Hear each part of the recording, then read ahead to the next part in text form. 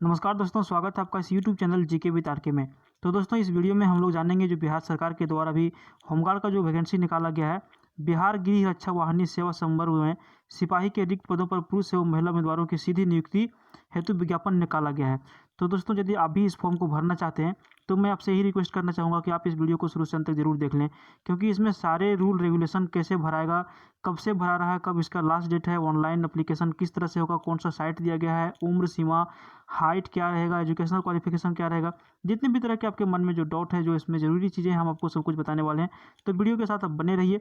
तो चलिए हम लोग यहाँ पे शुरू कर लेते हैं। देखिए, सबसे इंपॉर्टेंट चीज़ इसमें क्या है कि ऑनलाइन आवेदन पत्र प्राप्ति की अंतिम तिथि जो रखा गया है 3 अगस्त 2020 रखा गया है। ठीक है, तो जो भी ये फॉर्म को भरना चाहते हैं वो 3 अगस्त 2020 तक आप इस फॉर्म को ऑनलाइन कर सकते हैं। लेकिन ऑनलाइन करने से पहले हम आपको पूरा डिटेल्स में जानकारी देने वाले हैं। तो चलिए आप आपको यहाँ पे बता देते हैं कि देखिए, विज्ञापन संख्या जो निकाला गया है 2 निकाला गया है 2020 का। ये दूसरा विज्ञापन है जिसमें बात करें कि इसमें सैलरी कितना रहेगा। सिपाही पद के लिए वैकेंसी निकाला गया है होमगार्ड में, गृह रक्षा वाहिनी जिसे बोला जाता है। तो सैलरी देखिए यहाँ पे 5,200 से लेकर के 20,200 तक रहेगा। और ग्रेड पे जो रहेगा लेवल 3 के हिसाब से रहेगा 2,000 रुपया आपका ग्रेड पे रहेगा। ठीक है, और टोटल रिक्तियों की जो संख्या है कितना है, तो देखिए 551 टोटल पोस्ट हैं खाली। ठीक है, कितने हैं, 551 पोस्ट हैं। और इन पर भारतीय पुरुष एवं महिला आवेदन कर सकते हैं। तो आपको यहाँ पे बता दें कि यहाँ पे जो भी लोग हैं भर सकते हैं, यानी कि भारत का नागरिक होना चाहिए। जरूरी नहीं कि आप सिर्फ बिहार से हैं, चाहे सिर्फ झारखंड से, कोई भी हो, भारत का नागरिक होना चाहिए, इस फॉर्म को भर सकते हैं। और यहाँ पे दूसरी सबसे बड़ी बात हम आपको बता देते हैं कि ऑनलाइन पत्र भरने की जो तिथि जो रखा गया है, कब से कब रखा गया है, तो देखिए 3/7/2020 से प्रारंभ हो जाएगी। तो यहाँ पे 3/7/2020 यानी कि 3 जुलाई 2020 से आपका फॉर्म जो है सो ऑनलाइन चालू हो जाएगा। ठीक है, तो इसका लास्ट डेट कितना रखा गया है, ऑनलाइन कितना रखा गया है, सैलरी कितना, ये हो गया। अब आपको हम ले चलते हैं इसका जो जरूरी चीज़ें हैं जो आपको जानना चाहिए वहाँ पे। अब आपको यहाँ पे हम बता दें कि 5 नंबर में देखिए लिखा गया है, बिहार गृह रक्षा वाहिनी में सिपाही पद के लिए आवेदन, सिपाही पद के लिए आवेदन हेतु पात्रता कौन कौन रख सकते हैं। ठीक है, तो यहाँ पे देखिए, बिहार गृह रक्षा वाहिनी सेवा संवर्ग के सिपाही पद पर सीधी नियुक्ति में सीधी नियुक्ति के 50% पद जो है गृह रक्षकों यानी कि दैनिक कर्तव्य भत्ता भोगी खिलाड़ी सहित के लिए कर्नांकित है, तथा 50% पदों के लिए आम अभ्यर्थी यानी कि जो भी फ्रेशर हैं, ठीक है, आम अभ्यर्थी गैर गृह रक्षक सहित आवेदन कर सकते हैं। यहाँ पे आप सीधा सीधी समझिए कि इसमें जितने भी सीट है उसका 50% जो सो आरक्षित पहले से है, जो अभी होमगार्ड में काम कर रहे हैं, गृह रक्षा वाहिनी में काम कर रहे हैं।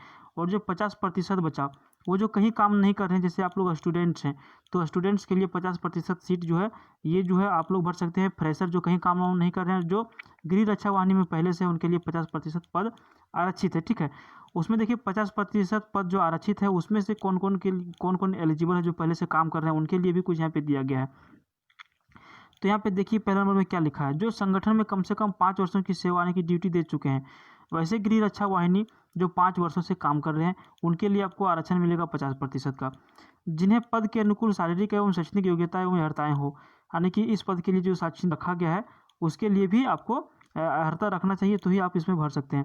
ग नंबर में देखिए, जिस तिथि को नियुक्ति पर विचार किया जाएगा उस तिथि को उनकी कम से कम 10 वर्षों की सेवा शेष हो। यह तिथि विज्ञापन में अंकित आयु की कट ऑफ तिथि मानी जाएगी। तो इस बात को भी आपको ध्यान रखना है, जो आरक्षण लेना चाहते हैं, जिनका जो पहले से काम कर रहे हैं, वो यदि फॉर्म को भरना चाहते हैं उनके लिए था। और यहाँ पे देखिए 5.4 में जो पॉइंट लिखा गया है, यहाँ पे स्पष्ट लिखा गया है भारतीय होना चाहिए, इंडियन होना चाहिए। ठीक है, और अब बात करते हैं 5.5 में अभ्यर्थियों की शैक्षणिक योग्यता के बारे में। तो 1/1/2020 को कम से कम आपको इंटरमीडिएट पास होना बहुत ज़रूरी है। किसी भी बोर्ड से, यानी कि आपको इंटरमीडिएट पास होना जरूरी है। उसके अलावा देखिए यहाँ पे अथवा में यहाँ लिखा गया है, बिहार राज्य सरकार के मदरसा बोर्ड द्वारा निर्गत मौलवी प्रमाण पत्र होना चाहिए यदि आपके पास 12th का नहीं है तो। फिर अथवा में दिया गया है, बिहार राज्य के संस्कृत बोर्ड द्वारा निर्गत शास्त्री अंग्रेजी सहित ये होना चाहिए यदि इंटर पास आपके पास नहीं है तो। और उसके बाद फिर अथवा में दिया गया है कि आचार्य होना चाहिए अंग्रेजी रहित है, जिसमें अंग्रेजी ना हो। प्रमाण पत्र अथवा राज्य सरकार द्वारा मान्यता प्राप्त अन्य समकक्ष शैक्षणिक अर्हता होना चाहिए। ठीक है, तो मौलवी का यदि सर्टिफिकेट है तो भी बन सकते हैं, संस्कृत का है वो भी बन सकते हैं, या फिर 10+2 तो आपका होना जरूरी है। लेकिन 10+2 जिनके पास नहीं है उनके लिए मौलवी संस्कृत वगैरह होना जरूरी है, वो उसमें फॉर्म को भर सकते हैं। ठीक है, आगे यहाँ पे देखिए अभ्यर्थियों की उम्र जो है सो 1/1/2020 के हिसाब से गणना होगी, वो तो आपको हमने बता दिया, लेकिन आप यहाँ पे सभी अलग अलग कोटिवार के लिए अलग अलग उम्र सीमा रखा गया है। तो पहले हम चलते हैं जनरल कैटेगरी में। जनरल कैटेगरी में जो उम्र सीमा रखा गया है मिनिमम 18 रखा गया है, अधिकतम 25 वर्ष रखा गया है। पिछड़ा वर्ग की यदि हम बात करें तो देखिए पिछड़ा वर्ग वो अत्यंत पिछड़ा वर्ग कोटि में पुरुषों के लिए है मिनिमम 18 और मैक्सिमम 27 वर्ष है। यदि पिछड़ा वर्ग एवं अत्यंत पिछड़ा वर्ग यानी कि ओबीसी की यदि महिला की हम बात करें तो मैक्सिमम 18 मिनिमम 18 और मैक्सिमम 28 वर्ष रखा गया ओबीसी महिला के लिए, जबकि जनरल में जो है सो 18 से 25 रखा गया।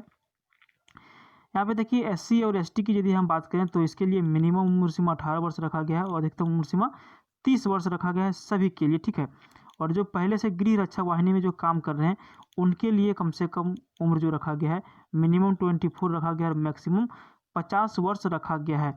और उसके बाद देखिए उनकी सेवा में कम से कम 5 वर्ष पूरी एवं 10 वर्ष शेष हो, ठीक है।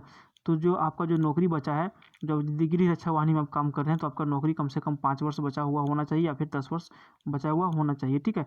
तो ही आप इसको फॉर्म को भर सकते हैं। 5.7 में यहाँ पे देखिए क्या लिखा गया है, इसमें लिखा गया है अभ्यर्थियों का शारीरिक मापदंड। तो आपको ऊंचाई के बारे में यदि सबसे पहले बात करें तो जो जनरल कैटेगरी में आते हैं उनके लिए ऊंचाई होना चाहिए 165 सेंटीमीटर और सभी वर्गों के लिए महिलाओं की जो ऊंचाई जो रखी गई है वो रखा गया है 155 सेंटीमीटर। दोस्तों यहाँ पे जनरल और ओबीसी दोनों की बात यहाँ किया जा रहा है। देखिए यहाँ पे सामान्य वर्ग एवं पिछड़ा वर्ग पुरुषों के लिए 165 सेंटीमीटर रखा गया, ठीक है। और यदि हम बात करें 3 नंबर में अनुसूचित जाति और अनुसूचित जनजाति के लिए जो पुरुष की जो रखा गया है हाइट कितना रखा गया है 160 सेंटीमीटर रखा गया एवं अत्यंत पिछड़ा वर्ग एवं पुरुष वर्ग के लिए 162 सेंटीमीटर रखा गया है, ठीक है। तो अब इसको समझ लिए होंगे। जहाँ तक बात आता है सीना फुलाने की तो आपको पता है बिना फुलाए सीना आपका होना चाहिए 81 सेंटीमीटर और 5 सेंटीमीटर फुलाना होता है। और ये जो 5 सेंटीमीटर फुलाना होता है वो महिलाओं पर लागू नहीं होगा, लेकिन 5 सेंटीमीटर आपको फुलाना जरूर पड़ेगा। तो अब ध्यान दीजिएगा ये किसके लिए था, तो ये था जनरल और ओबीसी के लिए। बाकी हम एसटी एससी का जो आप यहाँ देखिए एसटी एससी का जो सीना होना चाहिए मिनिमम 79 होना चाहिए और इनको भी 5 सेंटीमीटर फुलाना पड़ेगा, ठीक है। 84 सेंटीमीटर इसकी अंतिम होना चाहिए 5 सेंटीमीटर फुला के। नियुक्ति की यदि हम प्रक्रिया की बात करें दोस्तों तो देखिए यहाँ सबसे पहले क्या होगा, प्रथम चरण में लिखित परीक्षा होगा, ठीक है। तो लिखित परीक्षा होगा इसमें सबसे पहली बार, और लिखित परीक्षा का जो स्तर रहेगा वो बिहार विद्यालय परीक्षा समिति के इंटरमीडिएट अथवा समकक्ष के स्तर पर होगा एवं प्रश्न वस्तुनिष्ठ यानी कि ऑब्जेक्टिव होंगे। और ये जो है लिखित परीक्षा 100 अंकों की होगी, ठीक है। तो यहाँ पे 2 घंटा का समय दिया जाएगा, 100 प्रश्न होंगे जिसमें प्रत्येक सही उत्तर के लिए आपको 1 अंक दिया जाएगा। और आपको यहाँ सबसे बड़ा बात बता दें कि ये परीक्षा जो होगी ऑनलाइन नहीं होगी। यहाँ पे देखिए ये OMR उत्तर पुस्तिका पर होगी, यानी कि ये परीक्षा जो होगी आपका ऑफलाइन होगी, ऑनलाइन परीक्षा नहीं होगी, ठीक है। तो ये भी आपको हमने बता दिया। और यहाँ पे हम बात करते हैं यहाँ पे देखिए क्वालिफाइंग के बारे में। तो आपको इसमें कम से कम क्वालिफाइंग करने के लिए 30% कम से कम अंक लाना पड़ेगा। यदि आपका 100 में से 30 को सही कर लेते हैं, ठीक है, 30 को सही कर लेते हैं काट वाट के, तो ही आपका कॉपी आगे चेक होगा, नहीं तो कॉपी आपका चेक नहीं होगा, ठीक है। और यहाँ पे देखिए इसमें कितने कैंडिडेट्स को लिया जाएगा, तो एक सीट का जो कैंडिडेट है यानी कि एक सीट के लिए प्रत्येक 5 लड़का को लिया जाएगा, ठीक है। तो 5 गुना इसमें रिजल्ट आएगा, 551 सीट है तो उसका 5 से गुना कर दिए, लगभग 2600-2700 आदमी का रिजल्ट इसमें आएगा। तो उसके हिसाब से आपको तैयारी भी करना पड़ेगा। और यहाँ पे देखिए द्वितीय चरण में क्या होगा, द्वितीय चरण में होगा लिखित परीक्षा के बाद शारीरिक दक्षता परीक्षा, जिसमें आपका दौड़ क्या होगा, दौड़ के लिए अधिकतम 50 अंक दिए जाएंगे। और यहाँ पे यदि 5 मिनट से कम दौड़ते हैं, कितना दौड़ना पड़ेगा आपको, तो 1.6 किलोमीटर यानी कि 1600 मीटर, ठीक है। 1600 मीटर दौड़ना पड़ेगा, मैक्सिमम टाइम आपको दिया जाएगा 6 मिनट। लेकिन यदि आप 5 मिनट से कम में दौड़ लेते हैं तो आपको सबसे ज़्यादा अंक मिलेगा 50 अंक। तो उसी तरह से यहाँ पे टाइम बटा गया है, आप यहाँ पे थोड़ा रोक के देख लीजिए, हम तो यहाँ पे थोड़ा देख लीजिए आप।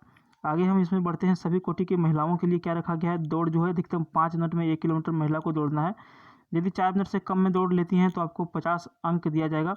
और उसी तरह से जिस तरह से ज़्यादा टाइम लेंगे उस तरह से आपका अंक यहाँ पे घटते जाएगा, इसको भी आप देख लीजिए। गोला फेंक रखा गया है, अधिकतम यदि सबसे दूर फेंकते हैं तो 25 अंक दिया जाएगा, जिसमें कम से कम आपको 16 फीट से लेकर के 17 फीट तक यदि फेंकते हैं तो 9 अंक दिया जाएगा। और यदि 20 फीट से ज़्यादा फेंक लेते हैं तो आपको 25 अंक तक दिया जाएगा, ठीक है। और यहाँ पे देखिए ऊंचा फीट से कम 16 फीट से कम फेंकने वाले पुरुष अभ्यर्थियों के असफल घोषित किया जाएगा। यदि गोला फेंक में आप 16 फीट से कम फेंक देते हैं तो आप वहाँ पे फेल हो जाएंगे, ठीक है। तो ध्यान रखना, आपको गोला फेंक में प्रैक्टिस करना पड़ेगा यदि आप इस फॉर्म को भरते हैं तो। यहाँ पे देखिए ऊंची कूद भी रखा गया है, ऊंची कूद आपका 4 फीट होगा, ठीक है, 4 फीट होगा ऊंची कूद।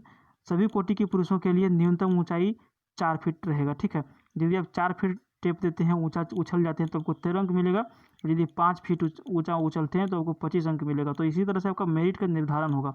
तो आपको ये सब चीज़ें बहुत जल्दी ध्यान में रखना पड़ेगा, ठीक है। और यहाँ पे महिलाओं के लिए भी ऊंची कूद रखा गया है, ठीक है। 3 फीट कम से कम आपको टेपना पड़ेगा। तो इसके लिए 13 अंक दिया जाएगा यदि आप 3 फीट टेपते हैं तो। मिनिमम ही है, मैक्सिमम का 4 फीट है। यदि 4 फीट से ऊंचा टेप जाते हैं या फिर 4 फीट तक टेपते हैं तो आपको 25 अंक मिल जाएगा। तो ये भी आप यहाँ पे देख लें। तो दोस्तों मैं समझता हूँ कि जितने भी ज़रूरी चीज़ें थी हमने आपको बता दी। यहाँ पे मेगा सूची में है, सब कुछ यहाँ देखा जाएगा। देखिए यहाँ पे लिखा गया है मेगा सूची में किस तरह से स्पर्धा यहाँ पे बनाया जाएगा, जिसमें जितने भी एग्जामिनेशन लिए जाएंगे, जिस तरह से आपका अंक आएगा उस तरह से इसमें आपका मेरिट लिस्ट बनेगा, ठीक है। तो मेरिट लिस्ट के हिसाब से आपका इसमें नियुक्ति होगी। तो आप इस तरह से आप यहाँ पे देखिए गृह रक्षा के लिए वर्णांकित रिक्तियाँ, तो किस पोस्ट के लिए यहाँ पे किस तरह से सीट दिया गया है, ठीक है। तो आप इसको भी देख लीजिए। अनुसूचित जनजाति के लिए 3 है, अनुसूचित जाति के लिए 48 है, अत्यंत पिछड़ा वर्ग के लिए 54 है, पिछड़ा वर्ग के लिए 36 है, पिछड़ा वर्ग की महिला के लिए 9 सीट है, आर्थिक रूप से कमजोर जैसे EWS बोलते हैं 30 है, और जनरल के लिए यहाँ पे 121 पोस्ट है। टोटल यहाँ पे 301 पोस्ट हो जाता है, ठीक है। और आम अभ्यर्थी जो गैर गृह रक्षक सहित हैं, गैर गृह रक्षक सहित उनके लिए यहाँ पे 250 सीटें हैं। तो आप इसको भी ध्यान में रखेंगे, ठीक है। तो टोटल सीटों का बंटवारा हो गया 301 और 250। आपको आरक्षण जिस तरह से मिलते आ रहा है उसी तरह से आपको आरक्षण मिलेगा। आरक्षण में कोई चेंजिंग नहीं किया गया है, ठीक है। तो आरक्षण के बारे में भी आप यहाँ पे देख लिए आप। और यहाँ पे यदि आप ऑनलाइन आवेदन करना चाहते हैं तो आपको हम इसका वेबसाइट बता देते हैं। आपका वेबसाइट जो है ये है, ठीक है। आप इसके ऊपर जा कर के 3/7/2020 से लेकर के आप इसका जो अंतिम तिथि रखा गया है वहाँ उसमें 1 महीने के बीच में आप इसको ऑनलाइन फॉर्म को भर सकते हैं। और सबसे बड़ा बात है इसमें एग्जामिनेशन फ़ी आपका कितना होगा। तो एग्जामिनेशन फ़ी आपका जो होगा 450 होगा। अत्यंत पिछड़ा वर्ग, आर्थिक रूप से कमजोर वर्ग के लिए, अनारक्षित, सामान्य वर्ग के लिए अभ्यर्थियों के लिए ऑनलाइन आवेदन 450। लेकिन अनुसूचित जाति एवं अनुसूचित जनजाति जो ST और SC हैं उनके लिए जो आवेदन शुल्क रहेगा 112 रुपये रहेगा। तो ये जो भुगतान कर सकते हैं आप ऑनलाइन माध्यम से कर सकते हैं, किसी भी तरह से डेबिट कार्ड, नेट बैंकिंग, जिस तरह के भी हैं आप उसमें ऑनलाइन कर सकते हैं। तो दोस्तों ये था आज का हमारा जो बिहार सरकार ने निकाला है गृह रक्षा वाहिनी के लिए उसका नोटिफिकेशन। तो उम्मीद है आपको ये वीडियो पसंद आया तो वीडियो को लाइक कर दीजिए, चैनल को सब्सक्राइब जरूर कर लीजिए। Thank you.